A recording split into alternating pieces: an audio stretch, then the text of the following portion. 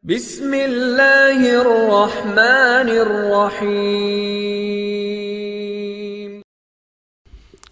Bismillahirrahmanirrahim. Assalamualaikum warahmatullahi wabarakatuh. Innal hamdalillah nahmaduhu wa nasta'inuhu wa nastaghfiruh wa na'udzu billahi min shururi anfusina wa min sayyiati a'malina may yahdihillahu fala mudilla lahu wa may yudlil fala hadiya lahu. أشهد أن لا إله إلا الله وحده لا شريك له وأشهد أن سيدنا محمدا عبده ورسوله. اللهم صل وسلم وبارك على سيدنا محمد وعلى آله وصحبه أجمعين. أما بعد. Syukur alhamdulillah kita bisa berjumpa lagi di channel ini. Salawat dan salam selalu dan tetap tercurahkan kepada junjungan kita Nabi besar Muhammad sallallahu alaihi wasallam. Allahumma salli ala sayyidina Muhammad wa ala ali sayyidina Muhammad. Harapan dan doa saya semoga saudaraku semuanya selalu diberikan kesehatan, dilapangkan rezekinya, diampuni dosa-dosanya, dan dipanjangkan umurnya. Amin ya rabbal alamin. Sahabat beriman yang dirahmati Allah, mungkin kita semua sering mendengar ungkapan rezeki di tangan Allah. Maksudnya adalah Allah telah mengatur rezeki semua makhluk ciptaannya yang meliputi manusia dan hewan. Namun tak dapat dipungkiri bahwa kita masih kerap khawatir saat memikirkan satu perkara ini, yaitu rezeki. Terlebih saat kita merasakan hidup semakin hari semakin sulit, kebutuhan meningkat, namun penghasilan justru malah makin sedikit, ditambah beban hutang yang menghimpit diri kita. Sebelum kita makin memikirkan tentang hal itu, ada baiknya kita memahami dulu hakikat rezeki dari Allah Subhanahu wa Ta'ala. Dengan begitu, kita akan lebih kuat dan tangguh menjalani hidup ini, yang tak akan pernah terlepas dari berbagai cobaan.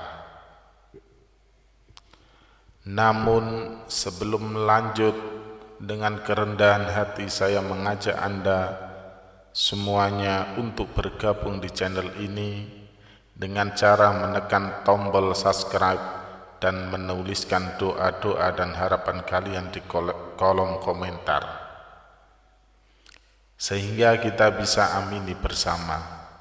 Dengan begitu, mudah-mudahan harapan dan cita-cita kita semuanya segera dikabulkan oleh Allah Subhanahu wa Ta'ala. Amin ya rabbal alamin. Sahabat beriman yang dirahmati Allah, berikut adalah 5 orang yang telah dijamin rezeki berlimpah oleh Allah Subhanahu wa Ta'ala. Yang pertama adalah orang yang bersyukur. Janganlah kita menyangka bahwa bersyukur itu hanya sekedar pujian dan berterima kasih kepada Allah Subhanahu wa Ta'ala. Ketahuilah bahwa bersyukur itu pun menuai pahala, bahkan juga membuka pintu rezeki di dunia. Dalam Quran surah Al-Imran ayat 145, Allah Subhanahu wa Ta'ala berfirman, dan sesungguhnya orang-orang yang bersyukur akan kami beri ganjaran. Imam At-Tabari menafsirkan ayat ini dengan membawakan riwayat dari Ibnu Ishaq.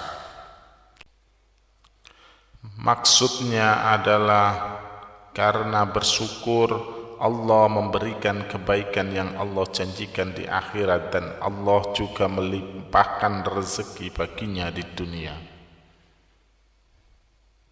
Yang kedua, orang yang gemar bersedekah. Sedekah merupakan amal soleh yang diperintahkan oleh Allah Subhanahu wa Ta'ala, di mana Allah yang bersedekah akan dibalas dengan balasan yang tak ternilai dari sisi Allah Subhanahu wa Ta'ala. Kadangkala balasan itu sama dengan atau melebihi sedekah yang kita berikan kepada orang lain. Di dalam Quran surah Al-Hadid ayat 18, Allah Subhanahu wa Ta'ala berfirman, sesungguhnya orang-orang yang bersedekah, baik laki-laki maupun perempuan, dan meminjamkan kepada Allah pinjaman yang baik, niscaya akan dilipat gandakan ganjarannya kepada mereka, dan bagi mereka pahala yang banyak. Lalu yang ketiga, orang yang gemar bersolawat.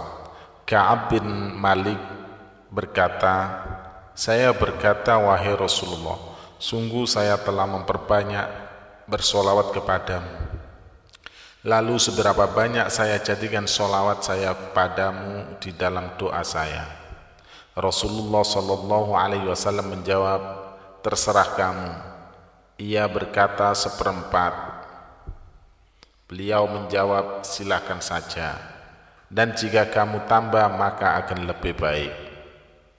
Saya berkata, bagaimana kalau setengahnya? Beliau menjawab, silakan saja, dan jika kamu tambah, maka akan lebih baik bagimu.